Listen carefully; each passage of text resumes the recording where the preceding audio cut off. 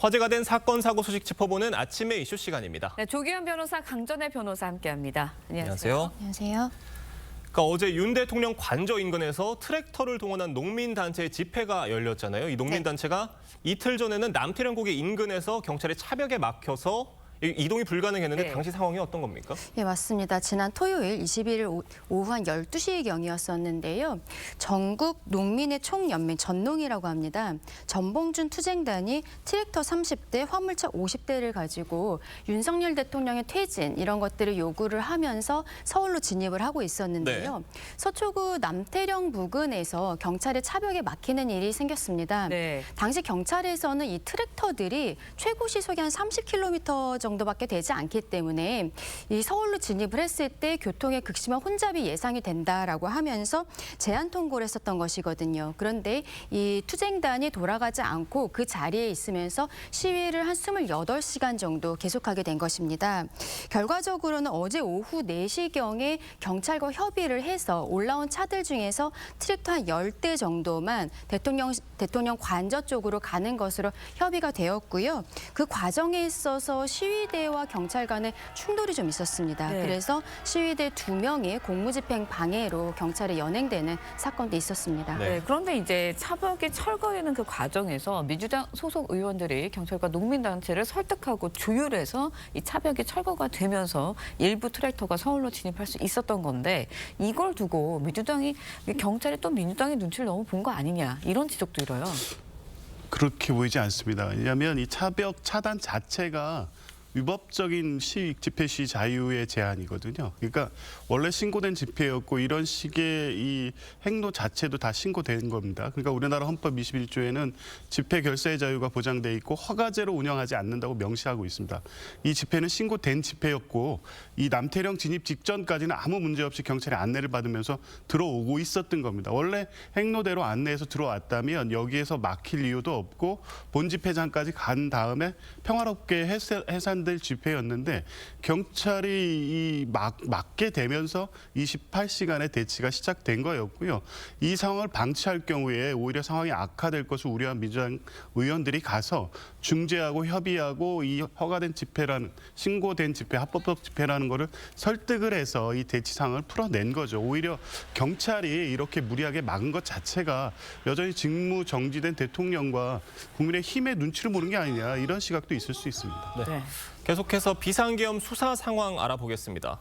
경찰이 윤석열 대통령의 휴대전화 통화 내역을 확보한 것으로 전해졌습니다. 이게 통화 내용이 아니고 내역이다 보니 분명 어떤 한계도 있을 텐데 어디까지 확인을 할 수가 있는 겁니까? 네, 맞습니다. 경찰에서 정식으로 통신 영장을 발부받아서요. 윤석열 대통령의 개인 휴대전화의 통신 내역을 발급을 받은 부분이 있습니다. 근데 결과적으로는 비상계엄 당일의 행적을 좀 조사를 하겠다라고 하고 있는데 여기에 있어서 그날 누구와 통화를 했는지 통화 내역이기 때문에 일단은 그 부분을 중점적으로 볼 것으로 보이고요. 다만 이것은 일반 개인 휴대전화입니다. 지금 관계자들 같은 경우에는 대통령과 당일에 비화폰을 사용해서 통화했다라고 이야기를 하고 있는데 비화폰에 대해서는 아직까지 실물을 확보하지 못한 부분들이 있거든요. 그래서 경찰에서는 이 비화폰에 대해서도 실물을 확보를 하고 비화폰의 통화 내역에 대해서도 계속적으로 조사를 하고 있다라고 밝히고 있습니다. 네, 이런 가운데 이제 경찰이 윤석열 대통령이 최상목 경제부총리에게 하달한 지시 문건을 확보한 것으로 알려졌습니다. 앞서 이제 최 부총리 국회에 나와서 윤석열 대통령의 지시사항 언급한 적이 있는데요. 목소리 직접 듣고 이야기 이어가겠습니다. 그 대통령 지시사항인데 그거 안 보는 사람이 어디 있어요? 지시사항이 아니고 참고하라고 줬습니다. 근데 저는 사실 그 당시에 경험도 없었고 제가 이 개혁을 반대했기 때문에 그 상황에서 이제 받은 자료에 대해서 관심도 없고 열어볼 의사도 없었습니다. 계엄을 전제로 한 그 조치사항 같은 걸로 느낌을 받았습니다. 딱 보니까 비슷한 문건이길래 이건 우리가 무시하자 해가지고 덮었습니다. 네, 그러니까 이제 경찰이 확보한 그 해당 문건은 계엄 선포 직전에 열린 국무회의에서 윤 대통령이 최상목 경제부총리에게 하달한 지시 문건입니다. 그런데 이 내용이 지금 이 순간부터 국회 운영비 끊어라. 비상계엄 입법부 운영 예산을 짜라. 이런 내용이거든요. 그래서 이걸 갖고 지적을 하고 있는 건데 여기에 대해서 최상목 경제부총리는 열어본 적이 없다. 이런 내용이에요. 근데 이게 계엄 수사에는 어떤 의미를 갖는 거예요? 대통령의 내란 혐의를 입증할 중요한 물적 증거라고 보여집니다. 대통령이 이 몇 차례 담화를 통해서 얘기했던 건 2시간짜리 내란이 어디냐, 경고용이었다 이런 얘기를 하고 있고 아마 주요하게 이후 이 수사 과정이라든가 공판 과정 또 탄핵 심판 절차에서 이 논리를 계속 펼쳐갈 것으로 보입니다. 그런데 경찰이 확보한 이 문건의 내용을 보면 국회 운영비를 뿜고 비상계엄 입법부 운영 예산을 편성하라는 직접 지시를 한 겁니다. 이건 뭐냐면 2시간짜리 내란이 아니라 이후에 국회 기능마비 상황을 전제하고 이게 장기화될 상황에서 예산 운영 지침을 내린 거거든요. 그러면 이 형법 91조의 국헌문란의 목적이라는 게 그대로 드러나는 지시사항이기 때문에 대통령의 뭐 2시간 내란 아니면 경고용 주장에도 불구하고 국헌문란의 목적을 그대로 드러내는 이 증거라고 볼 수 있어서 대통령의 내란 혐의 입증의 중요한 물적 증거라고 보여집니다. 이 부분도 저희가 짚어보겠습니다. 예. 앞서 리포트 전해드린 대로 경찰이 노상원 전 사령관이 사용하던 수첩을 경기도 안산의 한 점집에서 확보를 하고 수사에 속도를 내고 있는데 이게 결정적 증거가 될 수 있을 것으로 보십니까? 이번 비상계엄 사태에 있어서 노상원 전 정보사령관이 굉장히 중요한 역할을 했던 것이 아닌가, 예. 군 외에서 비선으로서 활약했던 것이 아닌가라는 의문들이 지금 많이 제기가 되고 있는데요. 경찰에서는 그 노상원 전 사령관이 운영하던 점집에서 직접 쓴 수첩을 지금 확보를 했습니다.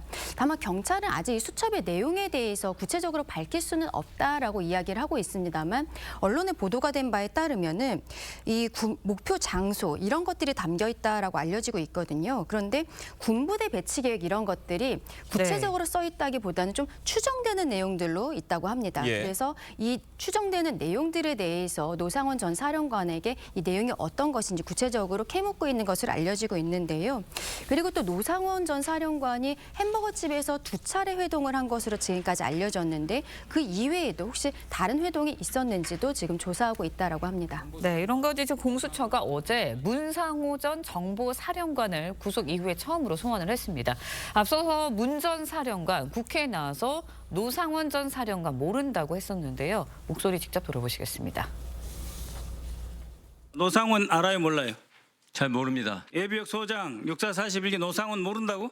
소령 때 1년 딱 근무한 적이 있습니다. 박근혜 청와대에서 근무한 적 있어요, 없어요? 1년 근무했습니다. 근무했죠? 예, 노상원 씨 그때 경호차장 했죠? 그렇게 기억하고 있습니다. 근데 몰라요?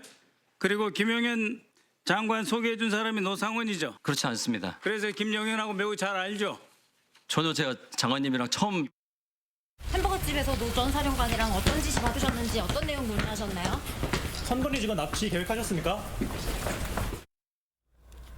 네, 들으신 것처럼 문상호 전 사령관, 노상원 전 사령관을 모른다고 했거든요. 왜 그랬을까요? 그리고 또 어저께 공수처 수사가 있었는데 어떤 내용을 중점적으로 조사를 했다고 보세요? 일단 저 국회 발언이 아마 이틀 후인가 시점이었을 겁니다. 네. 초기 시점만 해도 그렇게 이제 감춰질 수 있을 거라고 오판을 했던 것 같고요.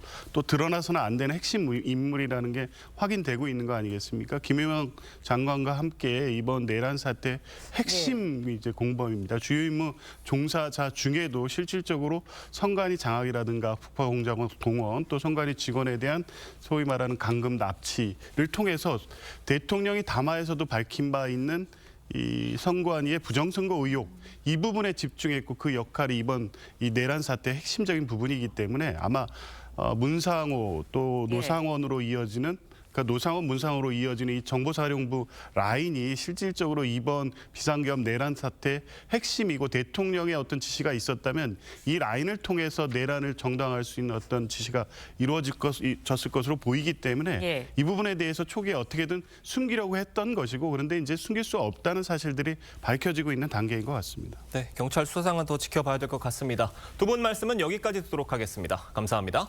고맙습니다.